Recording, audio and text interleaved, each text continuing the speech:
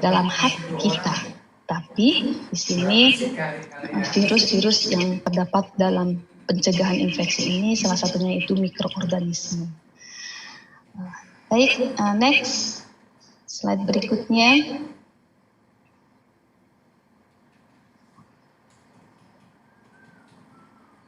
Baik anak-anakku, di sini sebelum saya menjelaskan lebih panjang lagi, ada capaian belajar.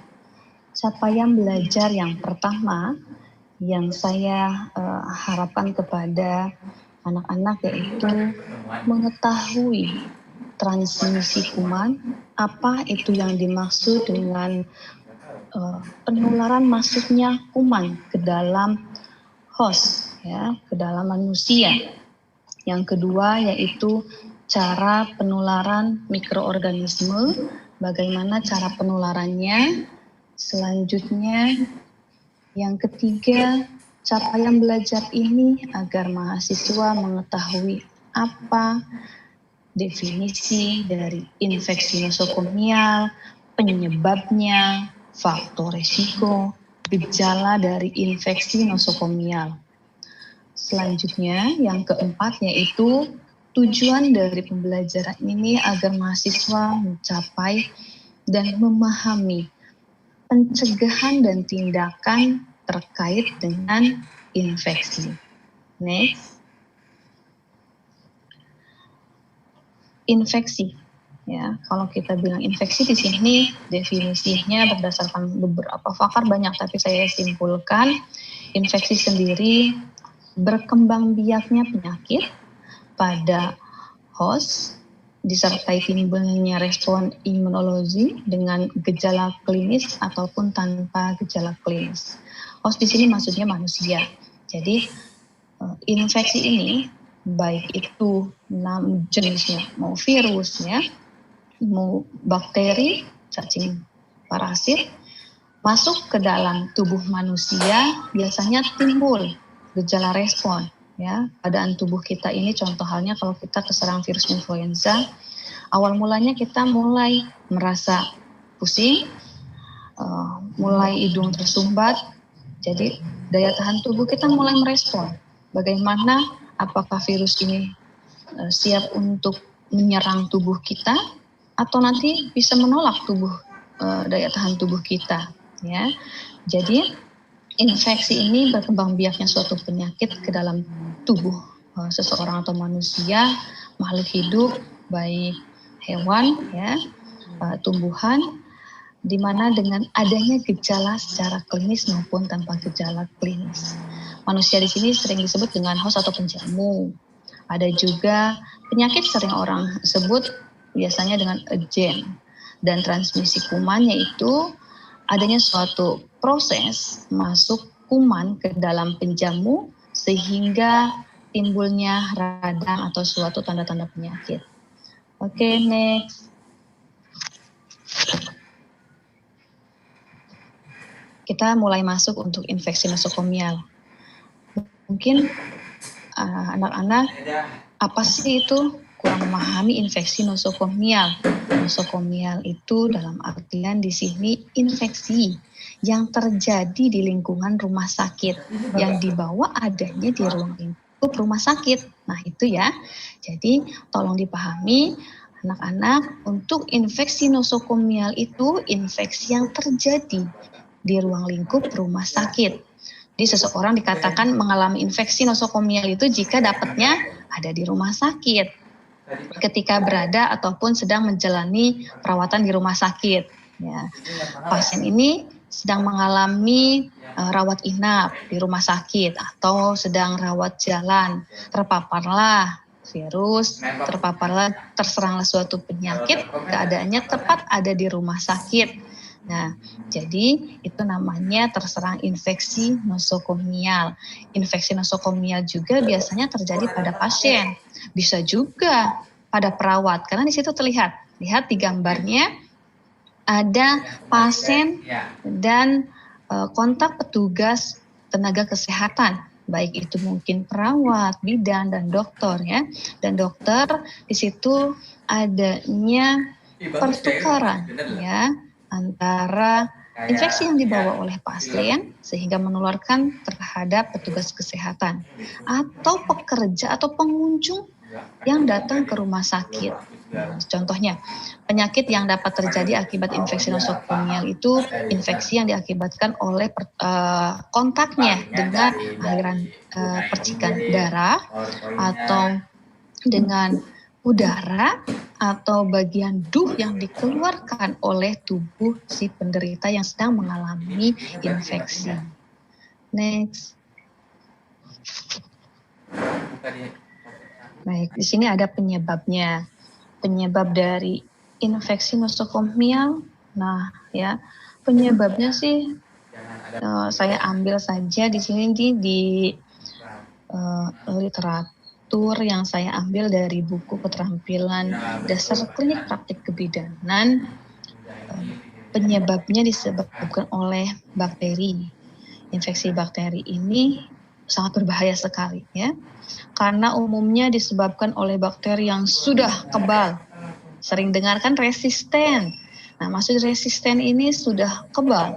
Jadi bakteri yang sudah kebal terhadap antibiotik, ya. Gimana di sini instruksi, makanya kalau beli obat itu nggak bisa sembarangan. Ke apotek kita beli antibiotik, nggak tahu cara penggunaannya kayak gimana. Nah, jangan tolong diperhatikan ya, kalau beli antibiotik itu harus berdasarkan instruksi dokter. Nanti di situ ada resep cara meminumnya. Karena khawatir jika seseorang sudah resisten, kebal terhadap antibiotik, dia itu nanti terserang suatu penyakit, antibodinya itu sudah gampang terserang oleh mikroorganisme atau bakteri ataupun virus. Infeksi nosokomial akibat bakteri ini bisa terjadi pada pasien yang sedang mendapatkan perawatan di rumah sakit ataupun pasien yang sedang sistem daya tubuhnya ini sedang lemah biasanya, atau daya tahan tubuh seseorang ini ya lagi nggak fit gitu ya. Salah satu faktornya mungkin itu terlalu lelah biasanya ya, tidak diimbangi, mungkin dia tidak terlalu banyak mengkonsumsi air putih ya.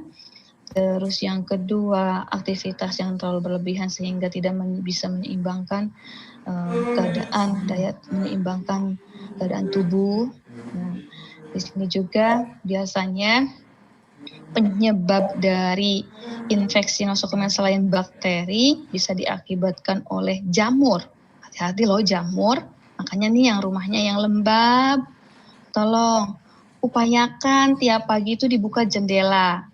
Ya, dan buka tirainya ya, biar cahaya matahari itu masuk, mengurangi kelembaban agar jamur ini tidak bersarang di dalam rumahnya.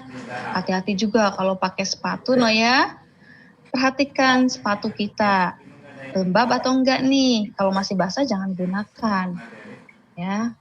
Nah, tunggu kering dulu. Biasanya jamur itu senangnya hidup yang lembab-lembab, sehingga kita upayakan jika mau menggunakan apapun harus dalam keadaan kering ya, dan ya baru bisa kelihatan.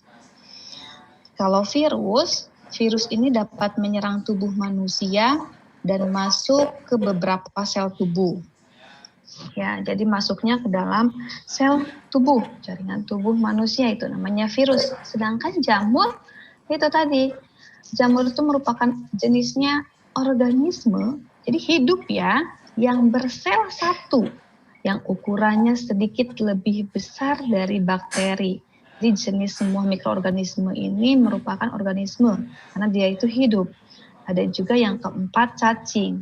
Cacing ini merupakan parasit. Jika cacing atau telurnya memasuki tubuh kita, biasanya ya dia akan berkembang biak dalam tubuh kita. Biasanya di saluran usus, di hati, di kulit, sampai ada di otak. Jadi apa sih upaya biar nggak ada cacing nih? Perhatikan kuku kita, ya. Perhatikan makanan yang kita konsumsi. Pastikan tidak ada mikroorganisme. Baik, next.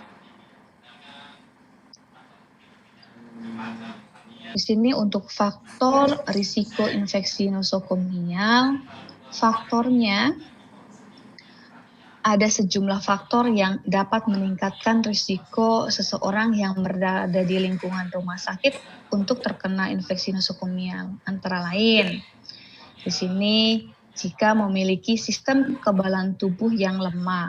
Misalnya, ada pasien nih yang terserang hepatitis atau penyakit HIV/AIDS ya, di mana ini jenisnya kalau hepatitis HIV/AIDS itu virus. Nah, atau yang sedang menggunakan obat-obatan, jenis obat yang untuk meningkatkan daya tahan tubuh, sehingga di sini ada faktor resiko kita sebagai petugas kesehatan ataupun yang sedang mengunjungi ke rumah sakit, jika kontak biasanya langsung tanpa adanya alat pelindung diri, bisa kemungkinan akan terserang jika keadaan tubuh kita sedang mengalami lemah. Yang kedua, menderita koma atau cedera berat, ya, faktor risiko infeksi nih yang akan terserangnya. Seseorang dalam keadaan luka terbuka, ya, karena daya tahan tubuhnya kan sedang lemah. Jadi mikroorganisme itu mudah sekali untuk masuk, apalagi virus, ya, cepat sekali masuk ke dalam. Faktor-faktor di atas, lingkungan rumah sakit yang padat, kegiatan memindahkan pasien dari satu unit ke unit yang lain, jadi tidak sembuh, misalkan dalam sudah kita lihat nih kok tidak ada perkembangan, sudah minum obat, batuk ini sudah nggak ada perubahan, kita patut cek dahak. Yang selanjutnya yang keempat yaitu kultur darah. Kultur darah ini cairan biasanya pada kultur setelah operasi, ya. Jadi untuk memastikan keberadaan dan jenis dari apakah ada bakteri tidak sih, apakah ada jamur atau parasit yang menyebabkan sehingga kita ini tertular infeksi. Dari rumah sakit kita harus cuci tangan dulu. Penting loh bagi semua orang yang berada di rumah sakit itu untuk mencuci tangan dengan cara yang benar, ya, sesuai dengan rekomendasi WHO. Ada 5 waktu yang wajib untuk mencuci tangan jika kita berada di rumah sakit nih, ya. Jadi sebelum kita mau berkunjung ke rumah sakit, mau kontak dengan pasiennya. Selanjutnya, sebelum melakukan prosedur dan tindakan kapan pasien itu dalam keadaan dirawat. Jadi sebelum melakukan tindakan, berarti ini khusus untuk petugasnya. Selanjutnya, jika telah terpapar atau kena DUH yang dikeluarkan oleh pasien. DUH itu apa sih? Misalnya darah, urin, feses. Nah, feses itu ya kotoran ya. Buang kotoran yang keluar melalui anus. Setelah itu, jika kita sudah menyentuh pasien, wajib itu harus cuci tangan. Setelah menyentuh barang-barang di sekitar yang ada di dekat pasien seperti tempat tidur, selimutnya, itu kita harus cuci tangan. Selanjutnya, jaga kebersihan lingkungan. Nah, kan dengan cairan, makanya kalau kita masuk ke rumah sakit kan aromanya itu udah khas ya. Itu dia menggunakan cairan pembersih disinfektan itu karena untuk membunuh mikroorganisme biasanya menggunakan karbol ataupun klorin itu menyengat sekali. Yaitu untuk membasmi mikroorganisme. Jadi jangan kaget kalau misalkan ke rumah sakit aromanya udah berupa-rupa ya. Di situ lantai rumah sakit pun dalam keadaan bersih 2-3 kali per hari itu harus selalu dibersihkan. Perlu dibersihkan baik lantai, dinding, dan tempat-tempat di sekitarnya. Yang ketiga, gunakan alat sesuai dengan prosedur. Gunakan alat sesuai dengan prosedur ini, tindakan medis, ini khusus untuk pelayan kesehatannya, tenaga medisnya ini pengguna alat atau yang menempel pada tubuh, seperti kalau di pasiennya nih, pasien sedang mengalami diare contoh halnya ya, pasien itu sedang dipasang infus atau alat bantu nafas seperti pasang oksigen, atau sedang dipasang kateter, selang air kencing. Nah, itu harus digunakan dan dipasang sesuai dengan standar operasional prosedur, ya, yang diberlaku di setiap rumah sakitnya. Jadi gunakan alat ini harus sesuai dengan prosedurnya. Jadi alat-alatnya ini jika mau pasang infus, ada tuh standar operasionalnya, sesuai dengan di tempatnya masing-masing ya. Kalau di rumah sakit, mungkin ada standarnya yang digunakan oleh rumah sakit tertentu.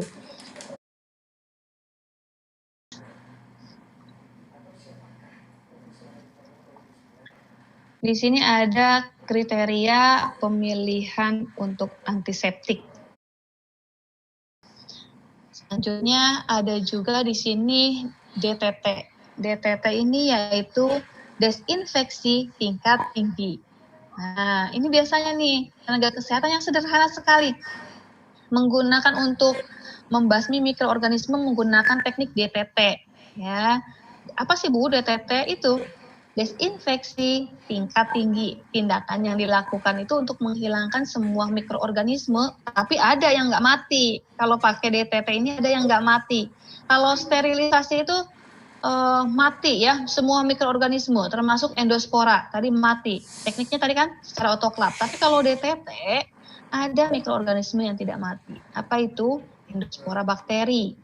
Ya, endospora bakteri ini pada benda mati biasanya dengan cara kalau DTT direbus, mengukus, atau penggunaan disinfektan menggunakan kimia. Jadi biasanya kalau direbus kita tunggu dulu, ya setelah airnya mendidih, baru kita masukkan alatnya. Ada juga dengan cara mengukus, ya, dan menggunakan disinfektan kimia. Ya, next. Nasi ini, ya, langkah awalnya kan tadi ya, setelah mencuci bilas, tindakan yang dilakukan untuk menghilangkan semua darah, cairan tubuh, dan benda asing dari kulit ataupun instrumen. Pertama itu kita cuci dulu ya. Cuci, udah dicuci di air mengalir menggunakan sabun. Jika ada pet kita gunakan. Alat-alat kesehatannya terbungkus. Jika tidak terbungkus berapa menit? Tunggu 20 menit. Nah, selanjutnya teknik yang sterilisasi jika metode yang digunakan yaitu kalau yang panas kering itu kita tunggu dengan lama waktunya 60 menit dengan suhu 170 derajat Celcius. Sudah kita atur 170 derajat Celcius. Kita atur juga time-nya yaitu selama 60 menit.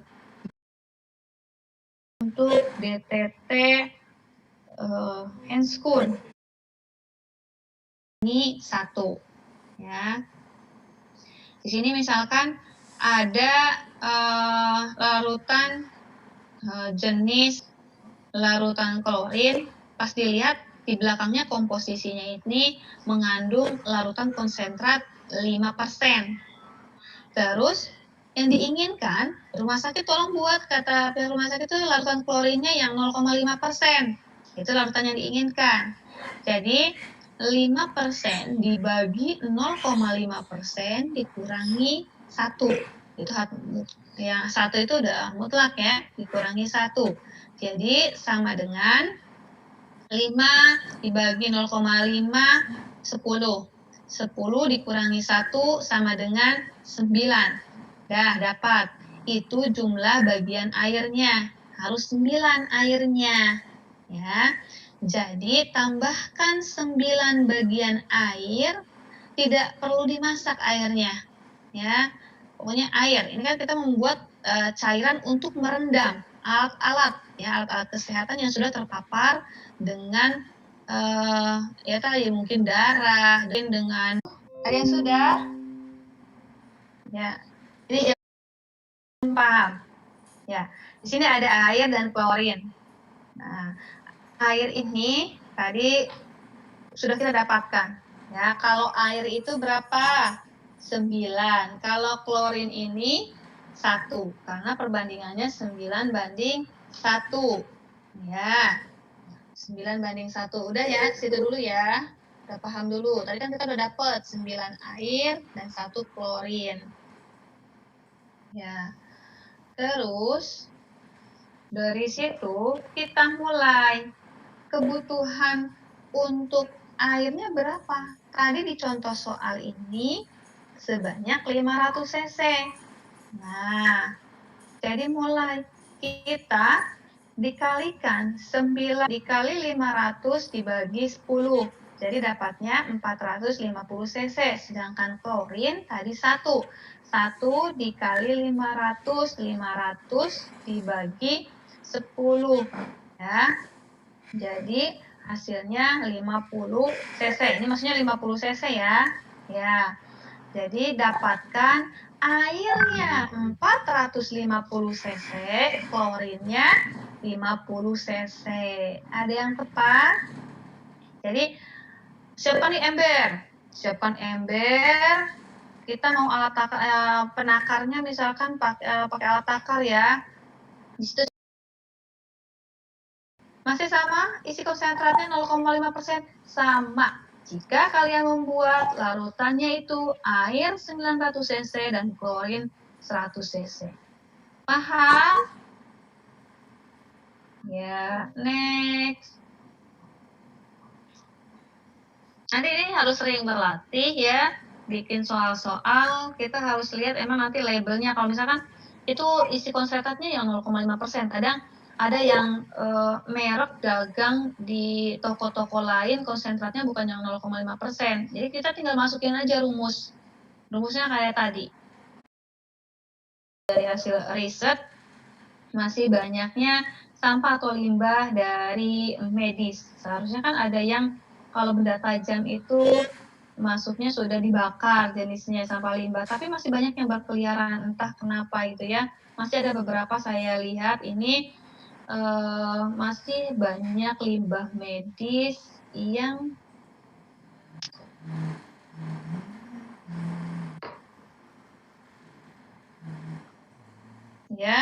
masih berada di luaran terpencar di luaran sana.